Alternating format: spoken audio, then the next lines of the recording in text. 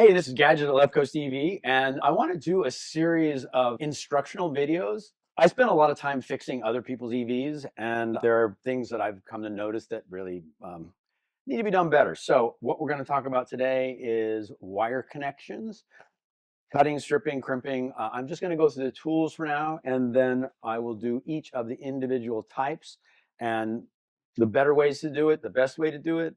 But today I'm just going to go through tools so I don't have to go through tools over and over again. You can just see what you need, get the basic tools, and then you'll be ready to do your conversion. First off, let's talk about cutting and stripping, right? So on your bigger cables, you're going to need some big cable cutters like these, or I also find that if you have a good sharp set of PVC cutters, small PVC cutters, they will also cut the cables just fine.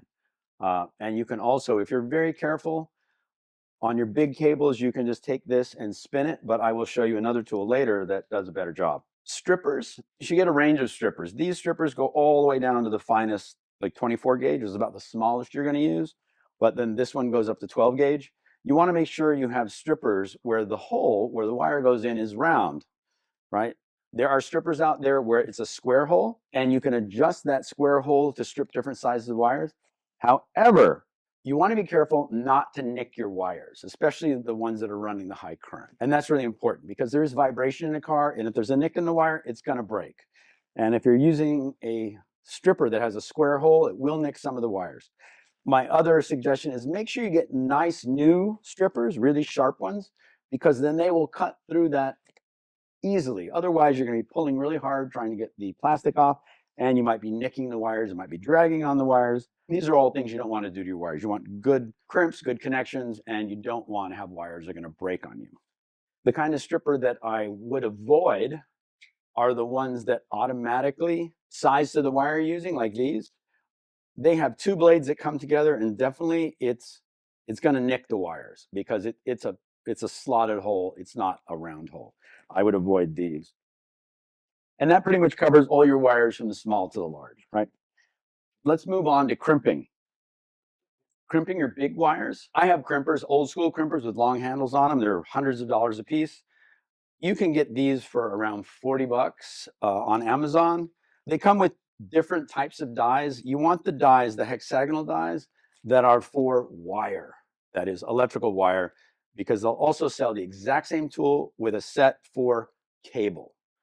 And I'm talking about stainless steel cable, things you'd use on a handrail, stuff like that.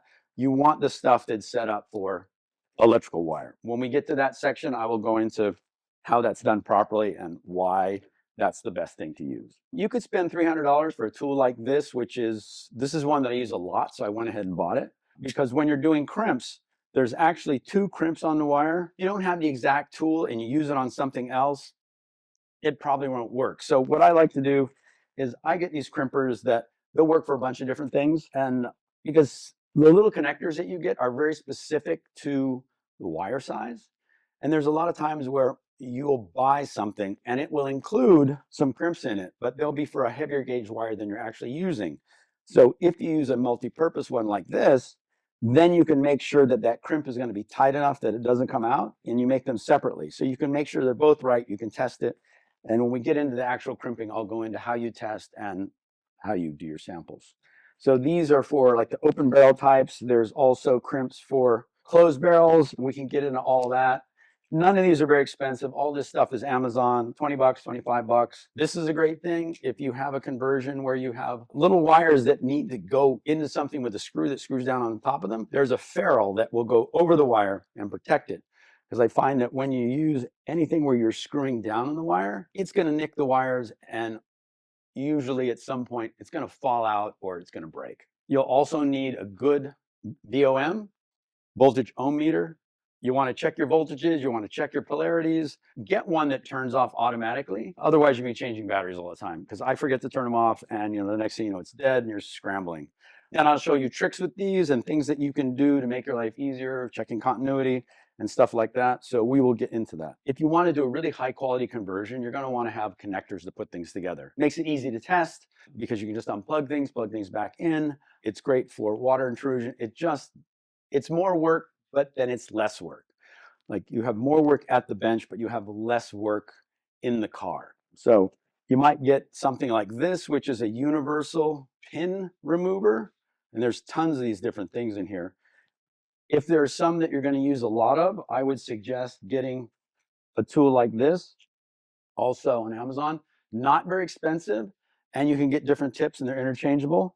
And that's a real lifesaver. The other thing that's super helpful, I cannot emphasize this enough, is getting something like this. When you get to your smaller wires where you can put this on, right? And then you've got this extra magnifying, and that works really great. But you can also just get a pair of cheap reading glasses that are extra strong, because you want to be able to look at them really close to make sure your crimps are right. You know, even with my normal glasses, which seem pretty good, I definitely want to do a better inspection. When you get down to 26 gauge wires and you're trying to do a crimp on the wire and a crimp on the insulation, you want to see that it looks good. It's super important. And then once we get into the different connectors, we can go into the specifics of all that.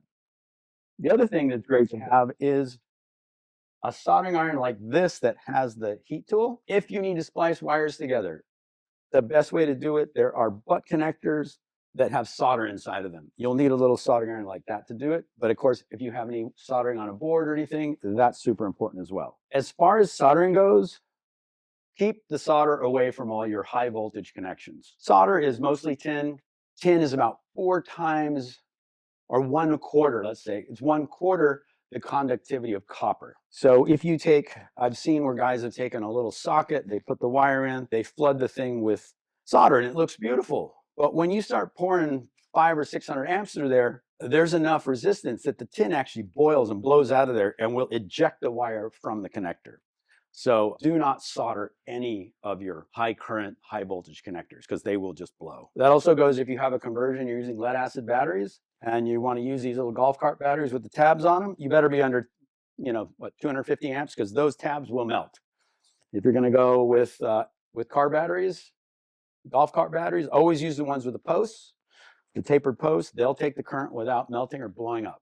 I guess for now, that's all the important stuff that you need to know. We'll break these down into separate episodes for each different kind of connector, and that way you'll be able to look it up when you want to remember, and we'll have those all on the website. So for today, thanks so much. I'll talk to you later. Ciao.